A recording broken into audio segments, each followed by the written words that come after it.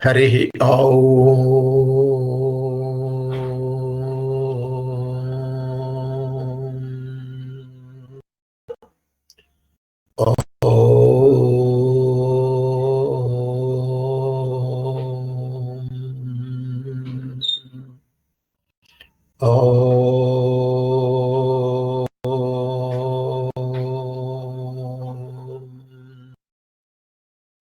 బ్రహ్మా గురుర్విష్ణు గురుర్దేవో మహేశ్వర గురు సాక్షాత్ పరబ్రహ్మ తస్మై శ్రీ గురవే నమః. నమస్కారం మాస్టర్. జ్ఞానానందమయం దేవం నిర్మల స్ఫటికాకృతిం ఆధారం సర్వ విద్యానాం హయగ్రీవం ఉపాస్మహే. హయగ్రీవ హయగ్రీవ హయగ్రీవేతి యో వదేత్ తస్య నిస్సరతే వాణి జహ్నుకన్యా ప్రవాహవతు. ఓం శాంతి శాంతి శాంతి. ఓం పార్థాయ ప్రతిబోధితాం భగవతాం నారాయణేన స్వయం వ్యాసేన గ్రహీతాం పురాణమునినాం మధ్యే మహాభారతం అద్వైతామృతవర్షిణీం భగవతీం అష్టాదశాధ్యాయినీం అంబ త్వామనుసందధామి భగవద్గీతే భవద్వేషిణీం. అందరికీ నమస్కారం. ఒక 3 నిమిషాలు ఆలస్యమైంది. కరెంట్ లేదు బెంగళూరులో, మా ఇంటి దగ్గర. మనం 16వ శ్లోకం వరకు చెప్పుకున్నాం. ద్వావిమో పురుషోలోకే క్షరక్షాశ్చర ఏవచ క్షర సర్వాణి భూతాని కూటస్థో అక్షర ఉచ్యతే. కాబట్టి ప్రపంచంలో అందరూ కూడా పరమాత్మ యొక్క స్వరూపమే. అందులో ఇద్దరున్నారు, క్షరపురుషుడు అక్షర పురుషుడు అని. క్షరపురుషుడు ఎవరు అంటే సమస్త ప్రాణుల యొక్క దేహాది ఉపాధుల్ని అభిమానించి ఎట్లా నాశనం అయ్యేటటువంటి వాటిని వెనకాల ఉండేవాడిని క్షరపురుషుడు అంటారు. నాశనం కానటువంటి విషయముల మీద ఆసక్తి ఉన్నవాడిని అక్షర పురుషుడు అంటారు.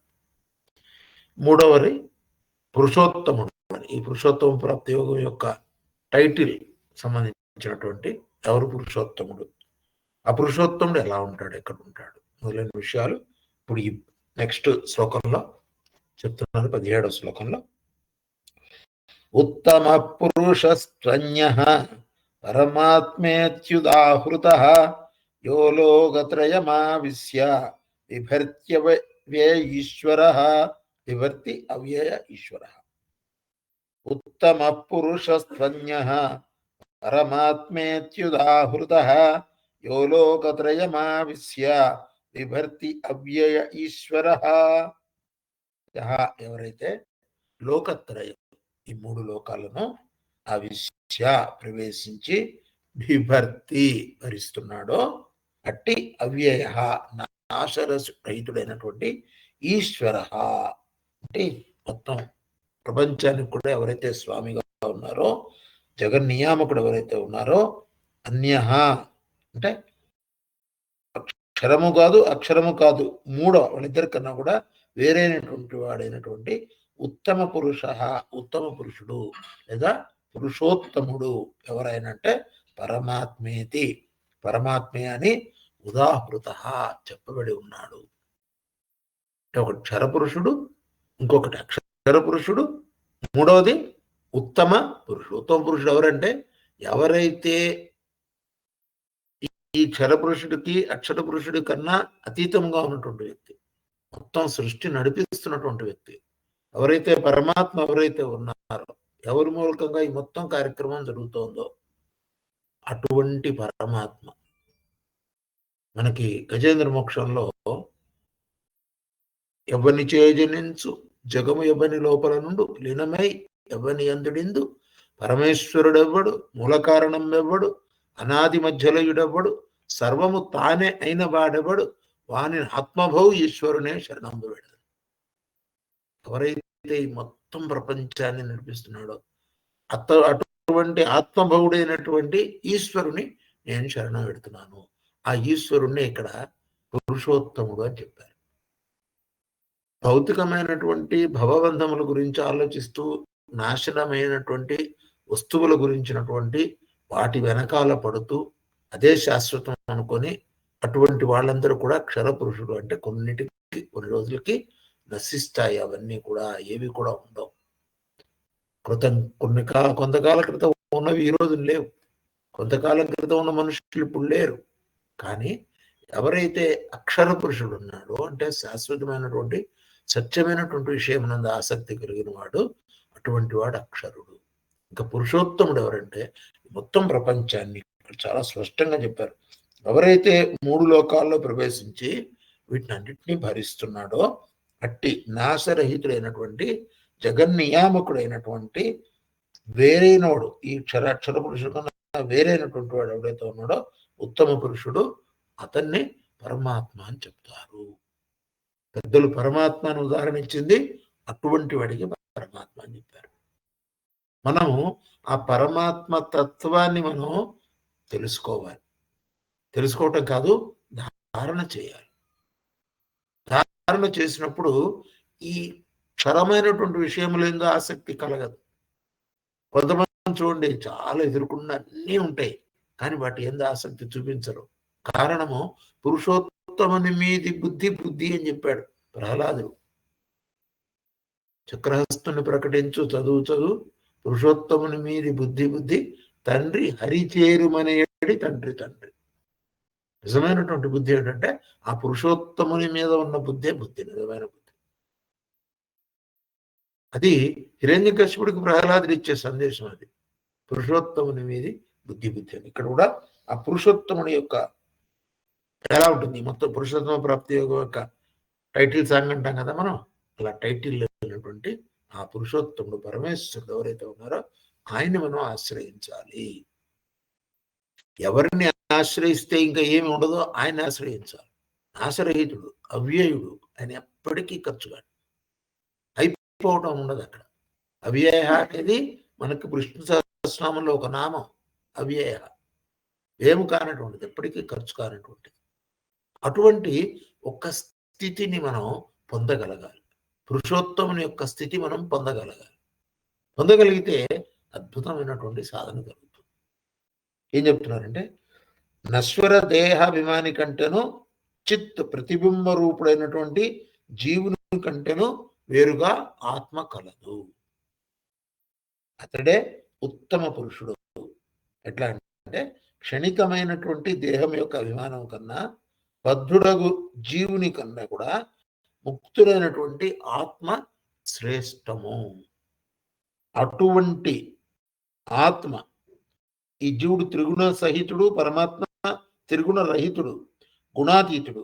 ఇందువలన తక్కిన ఇద్దరు అక్షర పురుషుల కంటే ఉత్తముడుగా పరిగణింపబడి ఉత్తమ పురుషుడు లేదా పురుషోత్తముడని పరమేశ్వరుని గురించి చెప్తారు.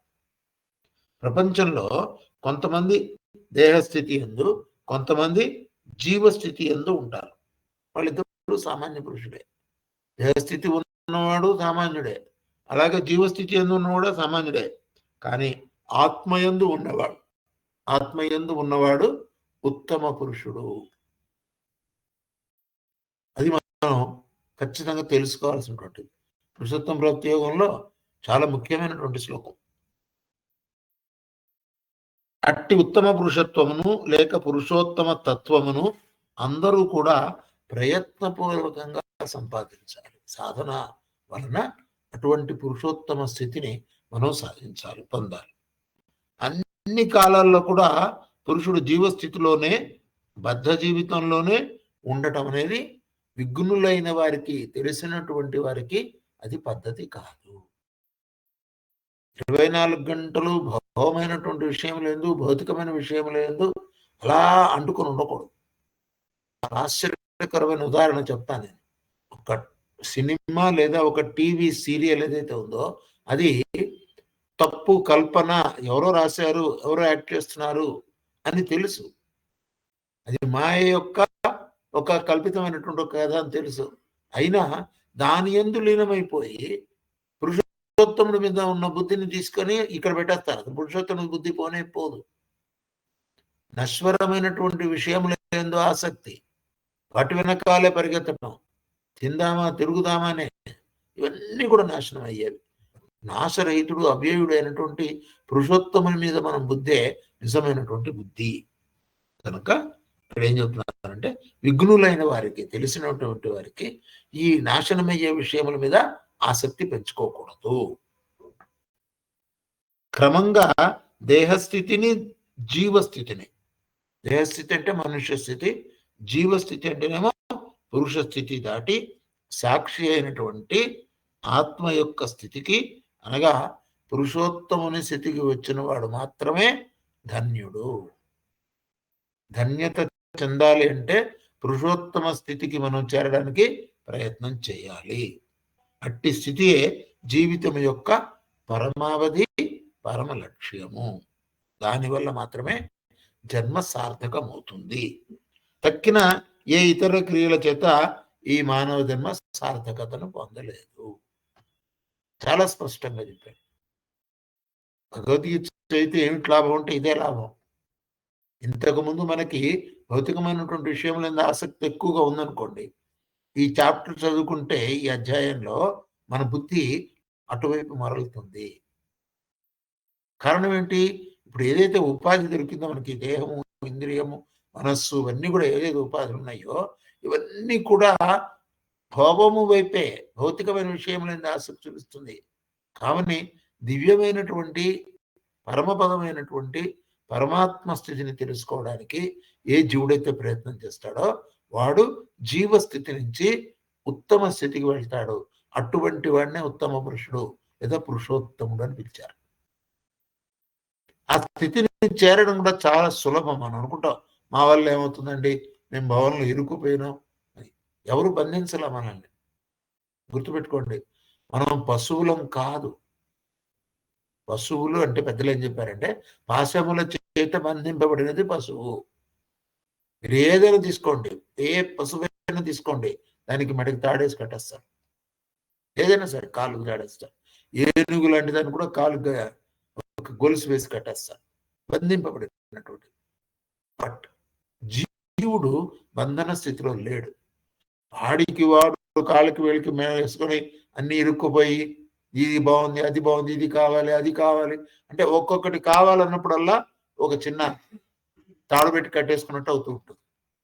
ఎందుకంటే కావాలనుకున్న దొరకదు, దొరకబోసిన దుఃఖం, ఇంకా కామం తర్వాత క్రోధం, లోహం, లోభం, బంధం, మత్సరం అని వారసుగా వచ్చేస్తాయి. ఇంకా అది కాదు నిజమైనటువంటి స్థితి. మనం చేరడానికి, పురుషోత్తముడి యొక్క స్థితి చేరడానికి కాన్షియస్గా విఘ్నత అని చెప్పారు. అటువంటి దీంట్లో కనుక మనం అటువంటి స్థితిని చేరడానికి ప్రయత్నిస్తే అదే మన జీవిత లక్ష్యము, అదే పరమ లక్ష్యము, అదే జీవి యొక్క ఉన్నతమైనటువంటి ఒక ఆశయం. చాలా సులభం అండి. మీరు కష్టం అనుకుంటారు, కష్టం కానే కాదు. భౌతికమైనటువంటి జీవితాన్ని మనం వదిలేసుకొని సన్యాసం తీసుకొని అడవులకు పోయి తపస్సు చేసుకొని ఏమొద్దు. ఉన్న స్థితిలో ఉన్నట్టుగా నిరంతరము దైవమనందు మనస్సు ఉంచి పరమాత్మ స్మరణ చేస్తూ జరుగుతున్న ప్రతి కార్యక్రమం కూడా వాడి యొక్క లీలగా ఎవరైతే భావిస్తారో అది పురుషోత్తమ స్థితికి చేరడానికి అది సోపానము. నేను చేయట్లా, నా ద్వారా జరుగుతోంది ఈ కార్యక్రమం. నన్ను నడిపిస్తున్నటువంటి ఒక దివ్యమైనటువంటి ఒక వెలుగు శక్తి ఉన్నది. దాని ప్రకారం నేను నడుస్తున్నాను. నేనే నడుస్తున్నానంటే పడిపోతాను. అప్పుడే నడక నేర్చిన పసిపిల్లవాడు నేనే నడుస్తాను నడిచి పడిపోతాడు. అప్పుడు మళ్ళీ తండ్రి తల్లి చేయి పట్టుకొని ఇలా కాదు నాన్న, ఇలా నడవాలి అని ఆ తండ్రి తల్లి చేయి పట్టుకున్నంతసేపు ఆ పిల్లవాడు పడ్డ కింద. చూడండి, అటువంటి ఒక స్థితిని మనం పొందడానికి సద్గురువు యొక్క చేయి పట్టుకొని నడుస్తాం, లేదా పరమాత్మ యొక్క చేయి పట్టుకొని నడుస్తాం. అప్పుడు అద్భుతమైనటువంటి ఒక యోగం జరుగుతుంది. యోగం అంటే అదే చెప్పింది పెద్దలు, కలయిక. పరమాత్మనితో మన యొక్క బుద్ధీంద్రియములను కలపటం, అది యోగం అంటే. ఇక్కడ అదే చెప్తున్నారు. అంటే జన్మ సార్థకత పొందాలి అంటే పురుషోత్తమ స్థితిని పొందడానికి సాధన చేయాలి. దాని అంతటా అది రాదు, ఎవరో తెచ్చి మనకి ఇవ్వరు. బజార్కి స్వీట్ కొనుక్కొచ్చినట్టుగా ఏమంటే ఇది పురుషోత్తమ స్థితి తినండి అంటే అలా ఉండదు. మనకి సాధన వ్యక్తిగతము. మాస్టర్ గారు చాలా స్పష్టంగా చెప్పారు, ఎవరి సాధన వాళ్లే చేసుకోవాలి. వేరే వాళ్ళు మా ఇంట్లో ఎవరు సాధన చేయట్లేదండి, నేను ఒక్కడిని ఎందుకు చేయటం అంటే నీ ఇష్టం. ఒకరు చేయొద్దంటే మళ్ళీ ఉండు, మళ్ళీ పునరపి మరణం, పునరపి జననం. నెక్స్ట్ జనం కూడా ఎటువంటిది వస్తుందంటే ఇప్పుడు చేసే మంచి పనులకి చెడ్డ పనులకి, మంచి మాటలకి చెడ్డ మాటలకి దానికి తగ్గట్టుగా జన్మిస్తాడు. మీరు చూడండి, కావాలంటే ఈ రోజుల్లో మీరు ఎవరినన్నా చూడండి, విపరీతమైనటువంటి రోగములు, విపరీతమైనటువంటి ఆందోళన, దుఃఖము. కారణం ఏంటి? వాళ్ళు ఇంతకు ముందు జన్మలో వాళ్ళు చేసినటువంటి సాధన. వాళ్ళు ఏం సాధన చేయలేదు. ఇంతసేపటికి భౌతికంగా అందరినీ హింసిస్తూ, మానసికంగా హింసిస్తూ, మనస వాచ కర్మణ, వాక్కు చేత మీరు ఎవరిని హింసించినా సరే దానికి శిక్ష పడుతుంది. ఇమ్మీడియట్ గా పడుతుంది. ఇక్కడ కలికాలంలో అయితే ఇంకా సద్య ఫలితం అంటాం. ఇమ్మీడియట్ గా మనకి రిజల్ట్ వస్తాం. నెక్స్ట్ జన్మ దాకా కూడా ఆగక్కర్లా.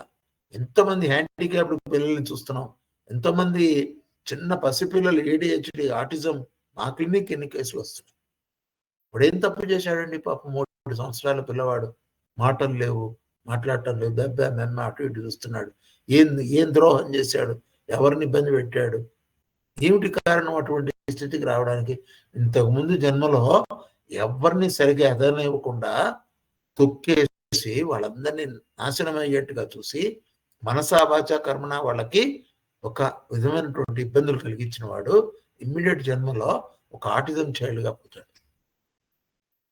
ఎవరికి సేవ చేయకుండా అత్తమామల్ని ఆశ్రమంలో పడేసి వాళ్ళని ఇంకెక్కడో దూరంగా పెట్టేసి సేవ చేయడానికి ఇష్టం లేకుండా ఉన్నవాళ్ళు, వృద్ధులను సేవించని వాళ్ళు, అటువంటి వాళ్ళకి కుమారుడుగానో కుమార్తెగానో ఈ ఆటిజం చైల్డ్ వస్తాడు. వీడి చేసిన పాపం వలన వీడికి మాట ఉండదు, సరైనటువంటి ప్రవర్తన ఉండదు, వాడు అలా సఫర్ అయిపోతూ ఉంటాడు. అదొకటి. ఈ తల్లిదండ్రులకి ఇంతకుముందు సేవ చేయలేదు కదా, ఇప్పుడు ఈ పిల్లవాడికి అలా సేవ చేయాలి. దీన్ని కర్మ జన్మ సంతానము అంటారు. అంటే తాను చేసినటువంటి కర్మను అనుభవించడానికి పూర్తిగా అటువంటి ఒక సంతానం కలుగుతుంది. జీవితాంతం వాళ్ళతో సఫర్ అవుతారు. Handicapped child, handicapped mentally retarded child గానే ఎందుకు వస్తున్నారు? వాళ్ళు ఏమిటి ఇంతమంది ఇదివరకు లేరే. ఒక 50 సంవత్సరాల క్రితం చూస్తే అసలు ఇటువంటి కేసులే లేవు మనకి. కారణం ఏంటి?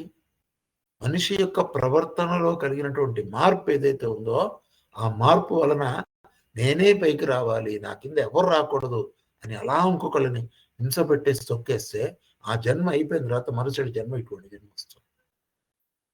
పురుషోత్తముడి గురించి ఆలోచించిన వాళ్ళు ఉత్తమమైనటువంటి జన్మ పొందుతారు. వాళ్ళని కూడా చూస్తున్నాం మనం. ఎంతో మంది హాయిగా ఉన్నవాళ్ళు చాలా మంది ఉంటారు వాళ్ళ చుట్టూ. చాలా చక్కగా జీవితాన్ని కొనసాగిస్తున్న వాళ్ళు ఉన్నారు. కారణం ఏంటంటే వాళ్ళు ఇంతకు ముందు జన్మలో భగవంతుడి గురించిన ఆలోచన, వేరే వాళ్ళకి సహాయం చేయాలనే ఆలోచన, ఎప్పుడు పరోపకారం మీద బుద్ధి, అటువంటి ఉన్న వాళ్ళకి ఉత్తమ జన్మలు లభిస్తున్నాయి. అది తగ్గింది కదా. 50-60 సంవత్సరాలుగా ఇటువంటి బుద్ధి తగ్గిపోయింది. స్వార్థమైపోయినాడు మనిషి, జీవుడు. కాబట్టి తర్వాత జన్మ ఎట్లాగూ జీవుడిగా పుట్టినవాడు చనిపోక తప్పదు. చచ్చిన తర్వాత నెక్స్ట్ జన్మ ఎట్లాంటిది ఇవ్వాలి, ఎటువంటి తల్లిదండ్రులను వెతుక్కోవాలి.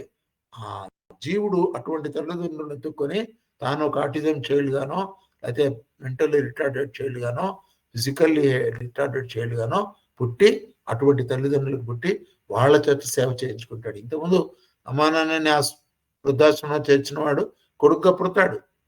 కొడుకుని ఏం చేస్తారు? తీసుకెళ్ళి అక్కడ భార్యలేదు. అది ఇక్కడ చాలా స్పష్టంగా చెప్పారు. ఏమన్నారంటే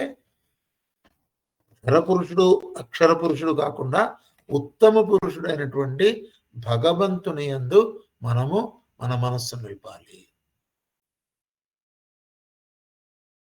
మొత్తం కూడా గుర్తుపెట్టుకోండి, ఉల్లమునందు మనస్సును కనుక మంచి విషయాలు నిలిపి తాను అడవి ఉండుట మేలు నిశాచర అగ్రణి అంటారు. ఎప్పటికీ ఆ మనస్సు పురుషోత్తముని మీదే బుద్ధి పెట్టుకోవాలి. అన్యహ అని చెప్పటం వలన ఏమిటి? పరమాత్మ దేహము యొక్క అభిమాని కంటే జీవుని యొక్క దేహం వేరుగా ఉన్నాడని తెలుసుకోవటం, దానికి సాక్షిగా ఉన్నాడని తెలియటం మనకు అర్థమవుతుంది. కాబట్టి జీవుడు దేహ సంబంధమైనటువంటి, జీవ సంబంధమైనటువంటి వికారములు తనకు వాస్తవముగా లేవని, తాను నిర్వికార అవ్యయ ఆత్మయని నిశ్చయం చేసుకొని అట్టి ఆత్మస్థితి అందే ఉండేటట్లుగా అభ్యసింపాలి. ఇంతకుముందు శ్లోకాల్లో చెప్పారు కదా, నేనే అంతటా ఉన్నాను, నేనే అన్ని స్వరూపాలు. మరి వీళ్ళు ఏంటండి ఫిజికల్ హ్యాండిక్యాప్, వీళ్ళు సపరేట్గా వస్తున్నారు. ఆ జీవి యొక్క స్వభావం ప్రకారం వీళ్ళల్లో కూడా పరమాత్మ ఉన్నాడు. అయితే వాళ్ళు తెలుసుకోలేకపోవటం వల్ల ఇటువంటి జన్మ కలిగింది. మనం ఎప్పుడైతే పరమాత్మ యొక్క స్వరూపమే మనం తెలుసుకొని సాధన చేస్తామో నెమ్మదిగా మనకి ఈ పనిష్మెంట్ తగ్గిపోతుంది. కాబట్టి ఈ పరమాత్మ ఎట్టివాడో తెలుసుకోవాలి. ఎప్పుడు తెలుస్తుంది మనకి పరమాత్మ ఎట్టివాడు? పరమాత్మని గురించి ఘోషిస్తున్నటువంటి ఎన్నో పుస్తకాలు ఉన్నాయి, ఎన్నో పురాణాలు ఉన్నాయి, వేదములు ఉన్నాయి, ఉపనిషత్తులు ఉన్నాయి. అన్ని కూడా పరమాత్మ తత్వం గురించి చెప్పేవి. అది చదవటం మానేశాం. పిచ్చి పిచ్చి సీరియల్స్, పిచ్చి పిచ్చి కథలు, పిచ్చి పిచ్చి న్యూస్ పేపర్లు చదువుతూ కూర్చున్నాము. ఎప్పుడైతే ఆ పరమాత్మ ఎట్టివాడో తెలుసుకోకుండా, అతని మహిమ ఎట్టిదో తెలుసుకోకుండా అతనిపై విశ్వాసము కలగదు. మనకి ఎవరి మీదైనా విశ్వాసం కలగాలంటే మా వీళ్ళు మంచివాళ్ళండి, చాలా గొప్పవాళ్ళండి అంటే మనం వాళ్ళ దగ్గర ఉంటాం. పరమాత్మ ఎంత గొప్పవాడు, మొత్తం ప్రపంచాన్ని నడిపిస్తున్నటువంటి వాడు కదా. వాడి గొప్పతనం గురించి తెలుసుకుంటే చిన్న విషయాల మీద మనసు ఎందుకు వెళ్తుంది? అసలు మామూలు వ్యక్తులే ఎవరైనా కొంచెం పవర్ఫుల్గా సాధన చేసిన వాళ్ళు, మరి బాగా మంచి నిపుణత కలిగిన వాళ్ళు, వాళ్ళని చూసినప్పుడు మనం వాళ్ళ గురించి మనం చాలా బాగా, ఆయన చాలా గట్టివాడండి, ఆయన చాలా విషయాలు తెలుసండి అని వాళ్ళని గురువులుగా భావిస్తాం కదా. వీళ్ళందరికీ కూడా ఆధారభూతమైనటువంటి పరమేశ్వర తత్వాన్ని మనం తెలుసుకొని అర్థం చేసుకున్నాం అనుకోండి, ఎంత గొప్పవాడండి పరమేశ్వరుడు. వాడి గురించి ఆలోచిస్తాం కదా మనం ఎక్కువ. అది ఆలోచించాలి అని ఇక్కడ చెప్తున్నాడు. తెలుసుకొని పరమాత్మకి రెండు విశేషణాలు చెప్పారు. ఒకటేమిటి? నేనే బిభర్తి, అంటే నేనే భరిస్తున్నాను. లోక భర్త, ఆయన లోకాన్ని భరిస్తున్నాడు. సర్వలోక ధారకుడు, ఆయనే అన్నిటినీ ధరిస్తున్నాడు. అవ్యయుడు, రెండు క్వాలిటీస్ చెప్పారు ఇక్కడ. బిభర్తి, అవ్యయ, ఈశ్వర, అన్నిటిని భరించేది ఆయనే. అవ్యయుడు అంటే ఎప్పటికీ ఖర్చు కానివాడు, అంటే ఆది మధ్యాంత స్థితి లేనివాడు. అటువంటి వాడు ఈశ్వరుడు. వాణ్ణి మనం పట్టుకోవాలి. ఈశ్వర తత్వాన్ని మనం అర్థం చేసుకుంటే కనుక, ఎందుకంటే సర్వలోక ధారకుడు ఆయనే, తర్వాత అవ్యయుడు ఆయనే, ఈ ముల్లోకాల్లో ఎక్కడైనా కూడా నిండి ఉన్నది ఆయనే, అంతర్యామి స్వరూపుడుగా ఉన్నది ఆయనే, ఈశ్వరుడే వెలుగుతున్నది ఆయనే, ఈ మూడు లోకాలు కూడా నిండి ఉన్నటువంటి వాడు పరమేశ్వరుడే. అతడు అవ్యయుడు, నాశనము లేనివాడు. ఈ దేహము, దృశ్య పదార్థములు అన్నీ కూడా తుట్టతుదకు అంతరించిపోతూనే ఉంటాయి. జీవుడు కూడా అంతరించిపోతున్నాడు. జీవుడు తాను పరమాత్మ అని తెలుసుకున్నప్పుడు అలా మిగిలిపోతాడు. కాన్షియస్ గా దేహం విడిచే సమయంలో ఎవరైతే నా నామస్మరణ చేస్తారో, నన్ను ఆశ్రయిస్తారో వాళ్ళకి నేను ముక్తిని ప్రసాదిస్తానని చెప్పాడు భగవద్గీతలో. అటువంటి స్థితి ఒక్క రోజులో రాదు. సాధన చిన్నప్పటి నుంచి జరగాలి. నేను చెప్పాను కదా నీకు, సంవత్సరం మొదటి రోజు నుంచి చదువుకుంటున్న వాడికి సంవత్సరం చివరిలో ఎప్పుడు మనకి పరీక్ష పెట్టినా వాడు రెడీగా ఉంటాడు. లాస్ట్ మినిట్లో చదువుకున్న వాడు సరిగా రాయలేడు ఎగ్జామ్, వాడికి నాలెడ్జ్ రాదు. అదే కుర్రవాడు మొదటి రోజు నుంచి ప్రతి చాప్టర్ చదువుకుంటూ వెళ్ళాడు అనుకోండి, వాడిని అడిగితే ఎగ్జామ్ ఎప్పుడైనా పెట్టినండి, వాళ్ళ ఇష్టం, మనకే ఉంది. మనం రెడీగా ఉన్నాం. మనం కారణం ఎప్పుడు రెడీగా ఉంటాడు ఆ పిల్లవాడు. చిన్నప్పటి నుంచి సాధన చేసిన వాళ్ళకి చివరిలో సాధన మొదలెట్టిన వాళ్ళకి తేడా ఇది. చాలా చిన్న వయస్సు నుంచే సాధన చేయాలి. అందుకనే భగవద్గీత ముసలి వాళ్ళకి కాదు, ఎవరన్నా చచ్చిపోతే పెట్టుకునే క్యాసెట్ కానే కాదు. మన వాళ్ళు ఎవరన్నా చచ్చిపోతే భగవద్గీత క్యాసెట్ రన్ చేస్తున్నారు. వాడు పోయిన తర్వాత నీకు తెలుసుకోవడానికి ఏమి ఉండదు. ఆ పోయేవాడు ఎట్టాగు పోయాడు, వాడి క్యాసెట్ వినపడదు. అక్కడ ఉన్న వాళ్ళకి మిగతా విషయాల్లో ఆసక్తి ఉంటుంది, వీడిని ఎట్లా పంపించేయాలని వాళ్ళు వినరు. ఎవరికోసం భగవద్గీత క్యాసెట్? ఆరోగ్యంగా ఉన్నప్పుడు చదవవలసినది, వినవలసినది, అర్థం చేసుకోవాల్సింది భగవద్గీత. పోయిన తర్వాత పెట్టే క్యాసెట్ కాదు. ఘంటసాల గారి గీత క్యాసెట్ ఎవడన్నా పోతే పెట్టేస్తున్నాడు. పెట్టకూడదు ఆ టైంలో. అసలు ఆ టైంలో ఎవరు శ్రద్ధగా వినరు. అసలు వైరాగ్యం రాదు. శ్మశాన వైరాగ్యం అంటారు. తగలేయడానికి తీసుకెళ్ళిన వాడు కూడా ఆ చితి ఎక్కించిన తర్వాత 2 నిమిషాలు అనిపిస్తుంది, ఏదో రోజు మనం కూడా ఇక్కడే కదా పడుకోవాల్సింది, పెట్టేస్తారు మనకు కూడా చితి అని. బయటికి రాగానే మళ్ళీ మామూలు అయిపోతాం. ఆ శ్మశానం గేట్ దాటంగానే మళ్ళీ మామూలే.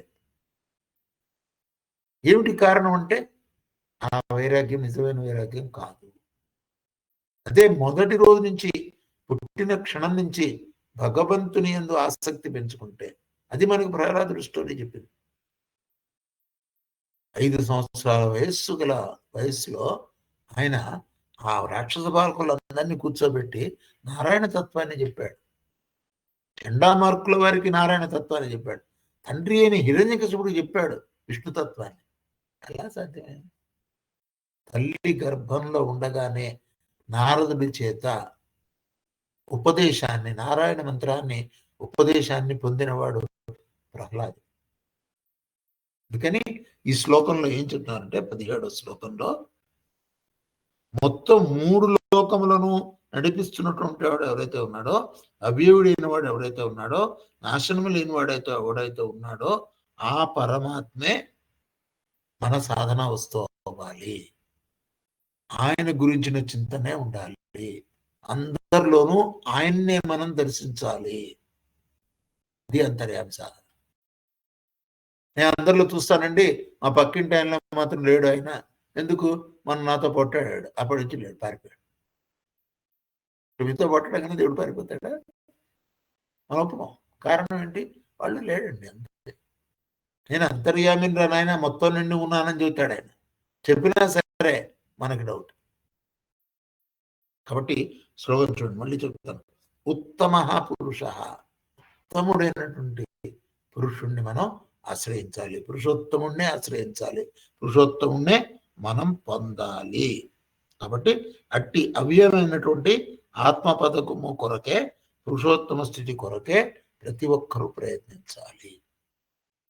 తానే పురుషోత్తముడు. మళ్ళీ ఇందాక చెప్పినట్టు ఇంతకుముందు శ్లోకాల్లో భగవంతుడి అంశతోనే మనం పుట్టాం. మనం దేవుడు వేరు కాదు.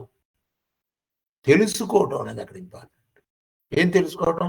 నేను దైవ స్వరూపాన్ని, నేను దైవ స్వరూపాన్ని అని తెలుసుకున్న తర్వాత అందరిలో ఉన్నది అంతర్యామి స్వరూపమైనటువంటి దైవమే, వేరు కాదు. అది గుర్తించాలి. గుర్తించినప్పుడు ఎవరంటే కూడా మనకి క్రోధము, లోభము, మోహం, మదం ఏం ఉండవు. వాడు పరమాత్మనే. రుద్రనామకంలో మనకు చెప్పారు కదా, తస్కరాణం పతయే నమః. జేబులోంచి 100 రూపాయలు కొట్టేసిన వాడు ఎవరంటే వాడే పరమశివుడే. వంచతే పరివంచతే స్థాయూనాం పతయే.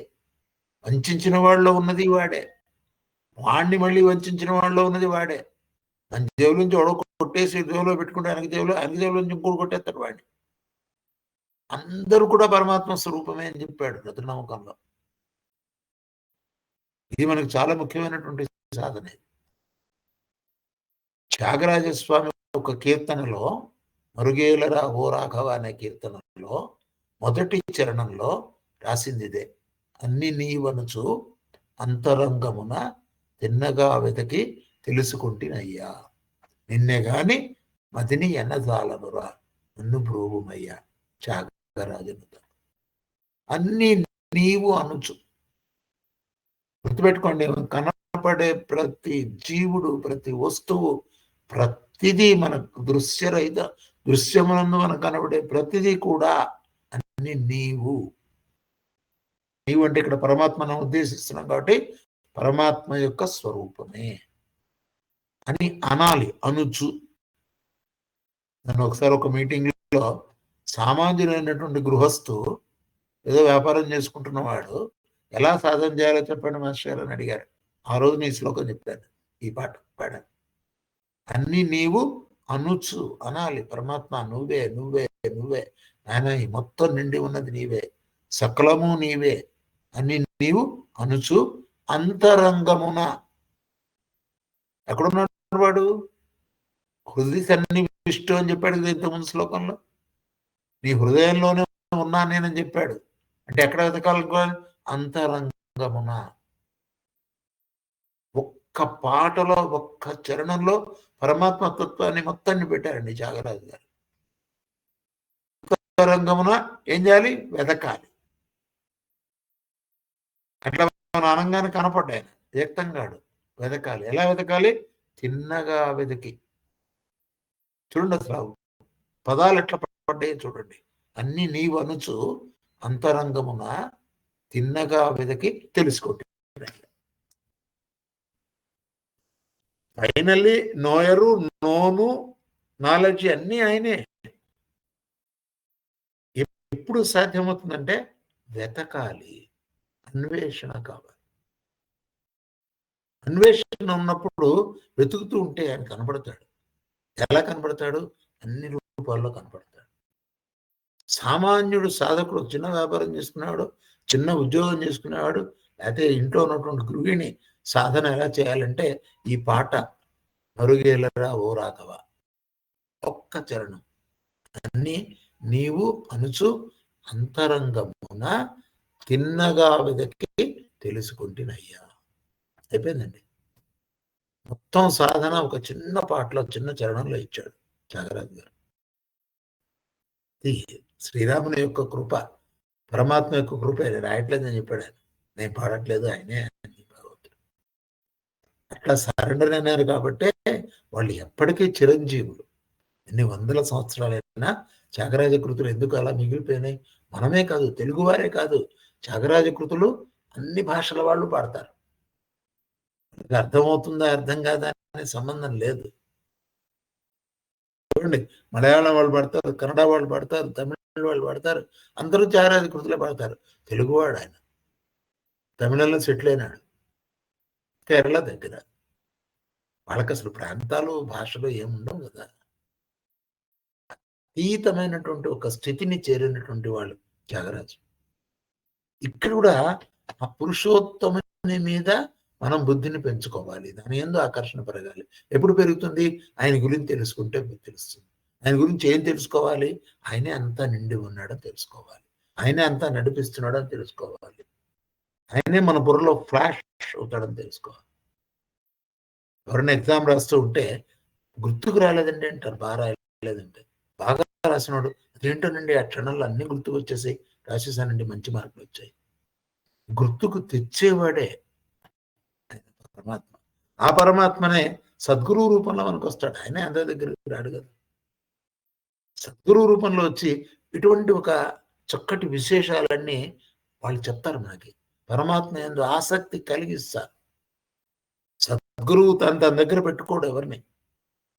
సద్గురువు తన దగ్గరికి వచ్చినటువంటి వాళ్ళందరికీ కూడా ఆ పరమాత్మ యొక్క తత్వాన్ని తెలియజేస్తుంటాడు. పరమాత్మ తత్వాన్ని తెలియజేస్తూ సద్గురువు పరమాత్మ వైపుకు పిలుచుకొని వెళ్తాడు సాధకుడిని, తన ఇంట్లో పెట్టుకోడు. అల్టిమేట్ గా మన తండ్రి అయినటువంటి, జగత్పిత అయినటువంటి పరమేశ్వరుణ్ణి మనం చేరాలి. పరమేశ్వరుడే ఇంతటా నిండి ఉన్నాడని తెలుసుకోవాలి. అది ఎప్పుడు సాధ్యమవుతుందంటే అన్ని ఒక్క 2 అక్షరాలు తెలుగు పదం అండి. రుద్ర, నమకం, చమకం మొత్తం చెప్పినటువంటిది అందులో ఉన్నాడు, ఇందులో ఉన్నాడు, ఇందులో ఉన్నాడు, అందులో ఉన్నాడు, నమ్మకం చమకలు చెప్తారు. తెలుగు భాష యొక్క గొప్పతనం ఏంటంటే త్యాగరాజ స్వామి 2 అక్షరాల్లో పెట్టేశాడు అన్ని. అన్నిలో ఏం లేవు, అన్ని ఉంటేనే అన్ని అంటాం. మళ్ళీ అన్ని ఎందుకు అంటాం? ఏదో ఒక దాంట్లో నల్లది కదా. అన్ని నీవు అనుచు. నీవు అనుచు ఎందుకు చెప్పాడంటే నేనుని కరిగించేసుకోవాలి. ఎవరు చేశారు ఈ పని? నేనే చేశానండి. ఈ డబ్బులు ఎవరివి? నావే. ఇల్లు ఎవరిది? నాది. నన్నెవరు అంటారు? నేనెవరు అనుకున్నావు? అక్కడ అది తీసేయడానికి, నేను తీసేయడానికి త్యాగరాజ స్వామి వేసిన మాట అన్ని నీవు అనుచు.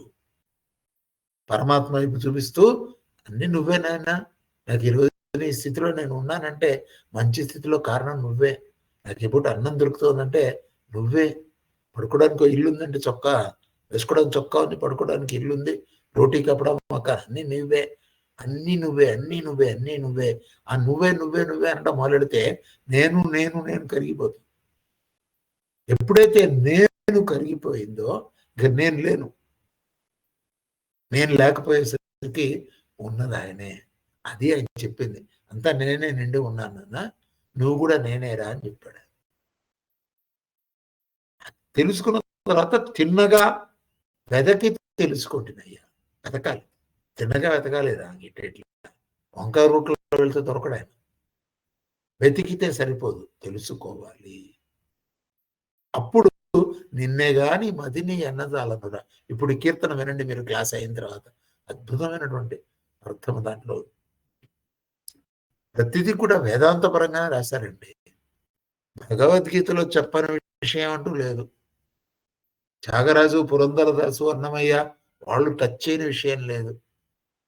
ఎవరేం చెప్పినా, ఏ భాషలో చెప్పినా అదే తత్వాన్ని మళ్ళీ మళ్ళీ మళ్ళీ మళ్ళీ ఒక్కొక్క పామరుడికి అర్థమయ్యే మాటల్లో చెప్పారు. కాబట్టి ఈ క్షర అక్షర పురుషుల కంటే వేరే ఉన్నవాడినే ఉత్తమ పురుషుడు అంటారు. అతడు ఎటువంటి వాడంటే నాశనము లేనివాడు, ముల్లోకములను భరించేవాడు, జగత్తును మొత్తం నియమించేవాడు ఆయనే. కాబట్టి ఫలితం ఏమిటి? క్షరము అక్షరము ఈ రెండు భావాల్ని దాటి పురుషోత్తమ భావాన్ని లేక పరమాత్మ యొక్క భావాన్ని మనం ఆశ్రయించాలి. అది ఈ శ్లోకం యొక్క అర్థం. భగవద్గీత చదువుతున్నాడు, చదివేసుకున్నాం ఇదివరకు భగవద్గీత మొత్తం నోటికొచ్చండి. నోటికొచ్చు, హృదయంలోకి వచ్చా. చెప్పాడు కదా, హృదయ విష్ణు హృదయంలో ఉన్నాను నేను. ఆయన్ని మనం ఎంతవరకు చూస్తున్నాం, ఆయన మనం ఎంతవరకు అర్థం చేసుకుంటున్నాం. అటువంటి ఒక స్థితిని మనం పొందడానికి ప్రయత్నం చేయాలి.